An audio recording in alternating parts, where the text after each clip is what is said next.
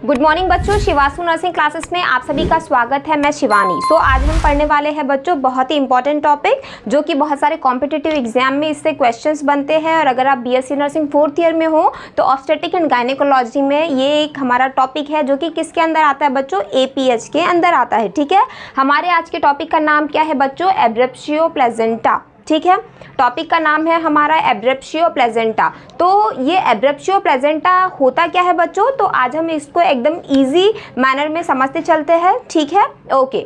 एब्रेप्शियो placenta एक ऐसी condition होती है जिसमें कि क्या होता है, सपोज ये मदर का यूट्रस है और यहाँ पर प्लेजेंटा जो है चिपका हुआ है। ठीक है, लेकिन जब एब्रेप्शियो प्लेजेंटा होता है तो इस सिचुएशन में क्या होता है, बेबी के डिलीवर होने से पहले ही प्लेजेंटा डिलीवर हो जाता है थ्रू दी वेजाइना। ठीक है, तो इसी को क्या कहते हैं बच्चों, हम इसको ही हम कहते हैं एब्रेप्शियो प्लेजेंटा। ठीक है, एब्रेप्शियो प्लेजेंटा एक ऐसी कंडीशन जिसमें बेबी के डिलीवर होने से पहले जब प्लेजेंटा डिलीवर हो जाता है थ्रू दी वेजाइना, उसको हम क्या कहते हैं बच्चों, एब्रेप्शियो प्लेजेंटा कहते हैं। ठीक है, तो आज हम इसमें समझने वाले हैं बच्चों कि इसकी डेफिनेशन क्या होती है, कौन से कॉजेस होते हैं जिसके कारण एब्रेप्शियो प्लेजेंटा होता है, कौन से इसके रिस्क फैक्टर्स होते हैं, इसका क्या मैनेजमेंट रहेगा, ट्रीटमेंट रहेगा, और आप इसको डायग्नोस कैसे करोगे बच्चों। ठीक है, तो आपको इसको नोट्स बनाते हुए चलना है, आपको स्किप नहीं करना है वीडियो को, अदरवाइज आप वीडियो समझ नहीं पाओगे। ठीक है, ओके। जो एब्रेप्शियो प्लेजेंटा है बच्चे, इसके और दो नाम होते हैं। अगर वो नाम आपके पास में आते हैं तो आपको कंफ्यूज नहीं होना है कि किसके बारे में बात हो रही है। ठीक है, तो एब्रेप्शियो प्लेजेंटा को हम क्या कहते हैं बच्चों, also known as accidental haemorrhage और एब्रप्शन प्लेजेंटा। ठीक है, एब्रेप्शियो प्लेजेंटा को और हम दो नामों से जानते हैं, जिसमें कि क्या फर्स्ट नाम क्या है बच्चे, एक्सीडेंटल हेमरेज, या फिर हम क्या कहते हैं उसे एब्रप्शन प्लेजेंटा भी हम इसे क्या कहते हैं बच्चे, कहते हैं। ठीक है, ओके। अब हम मूव करते हैं बच्चों डेफिनेशन कि एब्रेप्शियो प्लेजेंटा का डेफिनेशन क्या होगा। तो आपको एकदम वर्ड टू वर्ड अगर आप समझते चलेंगे तो आपको आज ही सारी डेफिनेशन समझ आ जाएगी, और एग्जाम में आपको ऐसे ही लिखना है बच्चों। ठीक है, ओके। हम फोकस करते हैं बच्चों कि what is the definition of abruptio placenta. तो सडन प्रीमेच्योर पार्शियल और complete separation of the placenta, यहाँ तक हम समझते हैं कि सडन प्रीमेच्योर पार्शियल और कंप्लीट सेपरेशन ऑफ प्लेजेंटा, जब भी प्लेजेंटा सडन सेपरेट हो जाएगा, जो कि कैसे सेपरेट होगा बच्चों, पार्शियल या कंप्लीट, या तो वो आधा सेपरेट होगा या तो वो पूरा सेपरेट होगा, तो उसी सिचुएशन को हम क्या कहेंगे बच्चों, प्लेजेंटा प्रीविया कहेंगे। ठीक है, from the normal implantation site, कहाँ से सेपरेट होगा बच्चे, उसकी नॉर्मल इम्प्लांटेशन साइट से। सपोज अगर हम मान लेते हैं ये किसी फीमेल का क्या है बच्चों, यूट्रस है। ठीक है, अब इस यूट्रस पे प्लेजेंटा कहाँ पे है बच्चों, प्लेजेंटा यहाँ पर चिपका हुआ है, ये है एक प्लेजेंटा चिपका हुआ है। ठीक है बच्चे, तो क्या होगा, इसमें जो प्लेजेंटा यहाँ चिपका हुआ है, इस प्लेजेंटा का जो सेपरेशन है बच्चे, या तो पार्शियली वो सेपरेट हो जाएगा यूट्रस से, या तो वो कंप्लीट सेपरेट हो जाएगा। तो इसमें याद क्या रखना है, ये सेपरेट तो हो रहा है, पर ये कब होगा, आफ्टर 24 वीक ऑफ प्रेगनेंसी। अगर ये 24 वीक ऑफ प्रेगनेंसी मतलब कि कितने मंथ हो गए, 6 मंथ, 6 मंथ के बाद में अगर प्लेजेंटा मदर के यूट्रस से सेपरेट होता है, ठीक है, तो उसी को क्या कहते हैं बच्चों, हम एब्रेप्शियो प्लेजेंटा कहते हैं। ठीक है, देखो यह लिखा हुआ है, after 24 week of pregnancy and before birth of baby is called abruptio placenta. मैंने स्टार्टिंग में बताया कि before birth of baby, baby के बर्थ होने से पहले अगर प्लेजेंटा डिलीवर हो जाएगा वेजाइना के थ्रू, तो उसी को क्या कहते हैं बच्चों, हम एब्रेप्शियो प्लेजेंटा कहते हैं। आई होप आप समझ पाए होंगे। Abruptio placenta it is a condition in which partial और complete separation of placenta through the vagina, और ये कब होगा, आफ्टर 24 वीक, और आफ्टर 24 वीक मतलब कितना हो गया बच्चे, 6 मंथ हो गया। आफ्टर 24 वीक मतलब कितना हो गया बच्चे, 6 मंथ हो गया। ठीक है, and before the birth of baby is called abruptio placenta.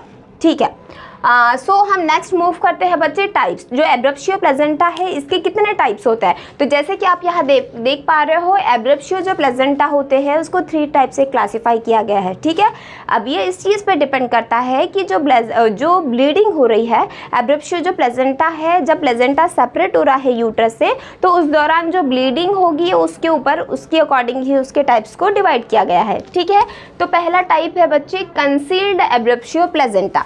Concealed concealed abruptio placenta का मतलब क्या होता है बच्चे? कंसील्ड मतलब होता है हिडन, ठीक है। ऐसी ब्लीडिंग जो हो तो रही है लेकिन वो विजिबल नहीं है, ठीक है। सपोज ये जो यूट्रस है यहाँ से प्लेजेंटा सेपरेट तो हो गया है, लेकिन यहाँ से जो ब्लीडिंग हो रही है वो यही जहाँ से सेपरेट हुआ है वही ऊपर ऊपर कलेक्ट हो रही है, वो ब्लीडिंग नीचे नहीं आ रही है। समझ गए बच्चे? तो यहाँ पे जो ब्लीडिंग कलेक्ट हो रही है यूट्रस में जो बाहर नहीं विजिबल है उसी को कहते हैं हम कंसील्ड प्लेजेंटा प्रीविया, ठीक है। कंसील्ड एब्रेप्शियो प्लेजेंटा, सॉरी इसको ही क्या कहते हैं बच्चों? हम कंसील्ड एब्रेप्शियो प्लेजेंटा कहते हैं, ठीक है। ब्लीडिंग तो हो रही है लेकिन वो ब्लीडिंग कहाँ कलेक्ट हो गई? जहाँ पे प्लेजेंटा सेपरेट हुआ उसके बीच का जो स्पेस था उस स्पेस में ब्लीडिंग का कलेक्ट होना ही क्या कहलाता है? कंसील्ड एब्रेप्शियो प्लेजेंटा, ठीक है बच्चे। इसमें लिखा हुआ है, ये मोस्ट कॉमन क्या है बच्चे? ये मोस्ट कॉमन टाइप है, ठीक है। कंसील्ड एब्रेप्शियो प्लेजेंटा जो हम 3 टाइप पढ़ रहे हैं उस तीनों में सबसे मोस्ट कॉमन टाइप कौन सा होता है बच्चे? कॉम्पिटिटिव एग्जाम में आता है। Concealed abruptio placenta is a most common type of abruptio placenta. इसमें क्या होता है? Collect the blood behind the separate part of placenta. Placenta का जो सेपरेट पार्ट है वहाँ पर ब्लीडिंग का कलेक्ट हो जाना, और ऐसी ब्लीडिंग जो हिडन है हम उसे नहीं देख पा रहे उसे कोई कहते हैं कंसील्ड एब्रेप्शियो प्लेजेंटा, ठीक है। और नेक्स्ट वन होता है रिवील्ड एब्रेप्शियो प्लेजेंटा। अब ये रिवील्ड एब्रेप्शियो प्लेजेंटा क्या मतलब क्या होता है? रिवील्ड यानी होता है दिखाई देना। ऐसी ब्लीडिंग जो हो रही है और वो हमें विजिबल है उसी को क्या कहेंगे हम? Concealed abruptio placenta. Blood expel out through the vagina. अगर वेजाइना के थ्रू ब्लड आएगा, सपोज मदर के यूट्रस से ये वेजाइना के थ्रू अगर ब्लड आ रहा है तो ये हमको क्या रहेगा? विजिबल रहेगा बच्चे, तो उसी को क्या कहेंगे हम? Revealed abruptio placenta. समझ गए आप? Okay. Then third one is mixed abruptio placenta. अब देखो बच्चे नाम में ही लिखा हुआ है मिक्स्ड, मतलब कि या तो हो सकता है कि जो ब्लीडिंग होगी वो हमें ना दिखे, या तो ये कंडीशन हो सकती है कि ब्लीडिंग होगी वो हमें दिखेगी, ठीक है। तो उसी को क्या कहेंगे बच्चों? हम मिक्स्ड एब्रेप्शियो प्लेजेंटा कहेंगे। समझ गए आप? आई होप आपको तीनों टाइप समझ में आ गए होंगे। पहला जो होता है कंसील्ड होता है जिसमें कि जो ब्लीडिंग होती है वो हमें नहीं दिखाई देती। सेकंड वन जो होता है जिसमें ब्लीडिंग होगी पर हमें दिखाई देगी, और थर्ड वन जो होता है वो मिक्स होता है, या तो ब्लीडिंग दिखाई देगी या तो नहीं दिखाई देगी। समझ गए आप? ठीक है, ओके। एंड देन समझते हैं कॉज। अगर एब्रेप्शियो प्लेजेंटा हो रहा है तो इसका मोस्ट कॉमन कॉज क्या होता है बच्चों? तो एब्रेप्शियो प्लेजेंटा का मोस्ट कॉमन कॉज होता है ट्रॉमा। अगर मदर को कोई ट्रॉमा हो गया, कोई इंजरी हो गई, ठीक है, उसके यूट्रस में कोई धक्का लग गया या फिर कोई ऐसा सडन थ्रेट हो गया उसके साथ में जिसकी वजह से उसको इंजरी हो गई, उसके वजह से क्या हो सकता है? मदर को एब्रेप्शियो प्लेजेंटा हो सकता है। प्लेजेंटा समय से पहले यूट्रस से सेपरेट हो सकता है, ठीक है बच्चे? ओके। Risk factor. अगर एब्रेप्शियो प्लेजेंटा हो रहा है तो कौन से ऐसे रिस्क फैक्टर्स हैं जो इन्वॉल्व करते हैं जिसकी वजह से एब्रेप्शियो प्लेजेंटा होता है? तो फर्स्ट वन, सबसे पहला क्या होता है बच्चों? Increase age and parity. जिस भी मदर की एज ज़्यादा होगी और पैरिटी ज़्यादा होगी उसमें चांसेस होते हैं कि उसको क्या हो सकता है बच्चों? एब्रेप्शियो प्लेजेंटा हो सकता है। Okay. Then second one, supine hypertension syndrome. ऐसी वुमेन, ऐसी फीमेल जिसको सुपाइन हाइपरटेंशन सिंड्रोम है, अगर उसकी प्रेगनेंसी में ऐसी फीमेल को चांसेस है कि उसको एब्रेप्शियो प्लेजेंटा हो सकता है, ठीक है। एंड देन होता है बच्चे यूटेराइन मायोमा। अगर यूट्रस में मायोमा है तो यूटेराइन मायोमा वाले पेशेंट्स को चांसेस है कि उसको भी क्या हो सकता है बच्चों? एब्रेप्शियो प्लेजेंटा हो सकता है। आपको ये सारे वर्ड्स याद रखने हैं क्योंकि एग्जाम में पूछे जाते हैं। अगर क्वेश्चन में दे दिया जाएगा कि बताइए रिस्क फैक्टर, अगर उसमें लिखा है यूटेराइन मायोमा तो क्या इसके वजह से एब्रेप्शियो प्लेजेंटा हो सकता है? तो यस, जो यूटेराइन मायोमा की वजह से एब्रेप्शियो प्लेजेंटा हो सकता है। ओके। क्या क्या पढ़ा था बच्चे? Increase age and parity, vascular disease, supine hypertension syndrome, and then हमने पढ़ा था यूटेराइन मायोमा, ठीक है। देन हम फोकस करते हैं बच्चों साइन एंड सिम्टम्स के ऊपर, ठीक है। अगर कोई वुमेन है जिसको एब्रेप्शियो प्लेजेंटा हुआ है तो ऐसे कौन से साइन हमको दिखेंगे जिससे ये पता चलेगा कि जो वुमेन है उसको एब्रेप्शियो प्लेजेंटा है, ठीक है। तो उसके अंदर आता है पेनफुल वेजाइनल ब्लीडिंग। जब भी उस फीमेल को वेजाइना से ब्लीडिंग होगी तो उसे बहुत ज़्यादा दर्द होगा। पेनफुल वेजाइनल ब्लीडिंग जब भी होती है तो उसी को क्या कहते हैं हम? एब्रेप्शियो प्लेजेंटा में का वो साइन होता है बच्चे, ठीक है। अब जो पेनफुल वेजाइना से ब्लीडिंग होगी, लेकिन वो ब्लीडिंग कैसी होगी बच्चे, डार्क ब्लीडिंग होगी, ठीक है, डार्क रेड कलर की ब्लीडिंग होगी। क्यों? क्योंकि वो जो ब्लड है बच्चे वहाँ पर वो कैसा ब्लड है, कलेक्टेड ब्लड है, कलेक्टेड ब्लड है। अब एक चीज़ आपको हमेशा याद रखना है कि जो फ्रेश ब्लड होता है वो ब्राइट रेड कलर का होता है, जबकि जो कलेक्टेड ब्लड होता है जो बहुत समय पहले से कलेक्ट था होगा और फिर बाद में वो आया है, तो वो हमेशा कैसा रहेगा बच्चों, डार्क रेड कलर का रहेगा। ये क्वेश्चन बन सकता है कि ब्राइट रेड कलर मतलब कि फ्रेश ब्लीडिंग और डार्क रेड कलर की ब्लीडिंग मतलब कि ओल्ड ब्लड रहेगा। ठीक है बच्चे, ठीक है। और क्या देखने को मिलता है, पेलर स्किन, उसकी जो स्किन होगी वो भी हमें कैसी दिखाई देगी, पेलर स्किन, जैसे नॉर्मल स्किन का टेक्सचर होता है वैसे नहीं दिखाई देगी, पेलर स्किन दिखाई देगी। ठीक है बच्चे। And sign of shock, obviously क्योंकि पेशेंट जो फीमेल है उसको इतना ब्लीडिंग हो रहा है जिसकी वजह से उसको चांसेस है कि फीमेल शॉक में जा सकती है। ठीक है। एंड ब्लडी एमनियोटिक फ्लूइड, ठीक है, अगर मदर की एमनियोटिक फ्लूइड लीकेज होता है तो एमनियोटिक फ्लूइड तो क्रिस्टल क्लियर होता है, लेकिन अगर एपीएच वाली मदर है जिसको एब्रेप्शियो प्लेजेंटा है, अगर उस वुमेन में एमनियोटिक फ्लूइड लीकेज होगा तो वो कैसा दिखाई देगा बच्चों, ब्लडी दिखाई देगा, ब्लड की तरह दिखाई देगा। ठीक है। देन डायग्नोसिस, अगर किसी को एब्रेप्शियो प्लेजेंटा है तो आप उसको डायग्नोस कैसे करोगे, तो उसको डायग्नोस करने का सिंपल टेक्निक है सोनोग्राफी। जब हम यूएसजी कर परफॉर्म करेंगे उस फीमेल की तो उससे ये पता चल जाएगा कि उस फीमेल में एब्रेप्शियो प्लेजेंटा है या नहीं है। ठीक है, ये उसका डायग्नोसिस का ट्रीटमेंट है। देन ट्रीटमेंट, ऐसी फीमेल जिसको एब्रेप्शियो प्लेजेंटा है तो हमको क्या क्या ट्रीटमेंट देना है।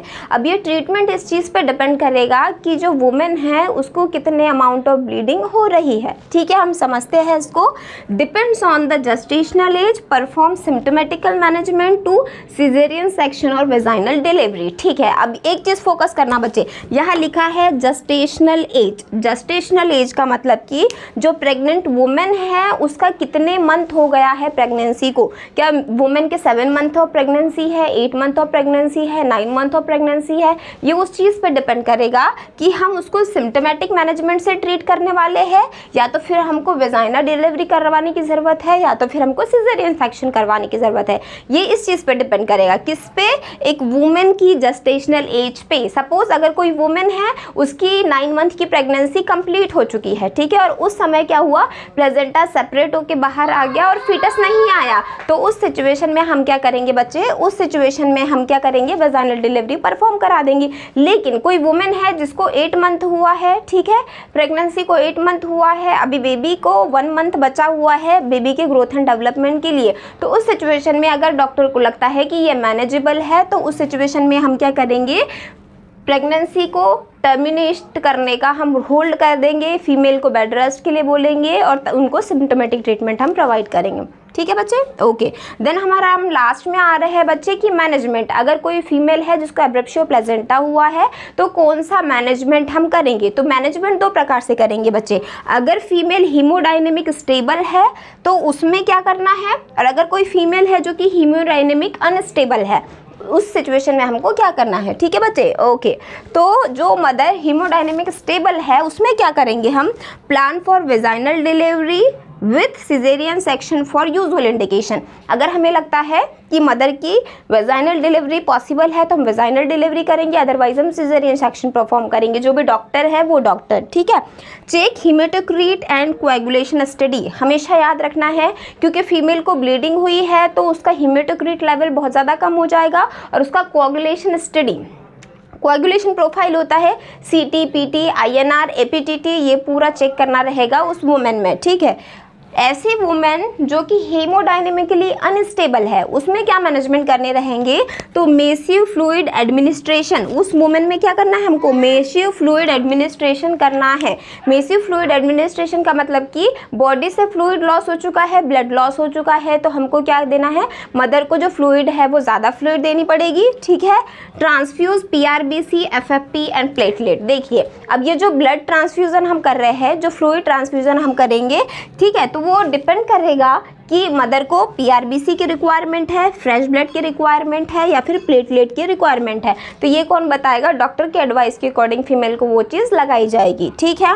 Maintain fibrinogen level PCB and platelet level. याद रखना है, मदर को ब्लीडिंग हुई है तो हमें हेमेटोक्रिट लेवल भी चेक करना है। तो हेमेटोक्रिट लेवल कितना होना चाहिए बच्चों? मोर देन 25% होना चाहिए, इससे कम नहीं होना चाहिए, ठीक है।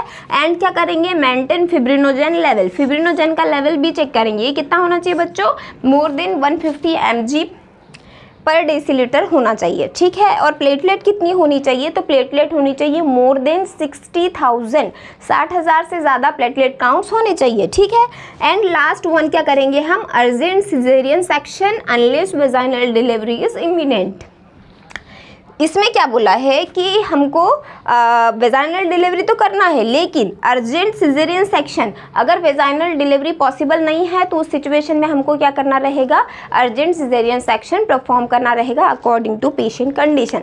आई होप आपको पूरा टॉपिक समझ आया होगा कि व्हाट इज़ एब्रेप्शियो प्लेजेंटा, ये क्या होता है, इसकी डेफिनेशन क्या होती है, टाइप्स, रिस्क फैक्टर। ये पूरा टॉपिक बहुत इंपॉर्टेंट है बच्चों, इसको आपको साथ ही साथ नोट्स बनाना है, आपके जो भी फ्रेंड्स हैं उनके साथ में शेयर करना है। Thank you for watching, have a nice day. मिलते हैं नेक्स्ट वीडियो में।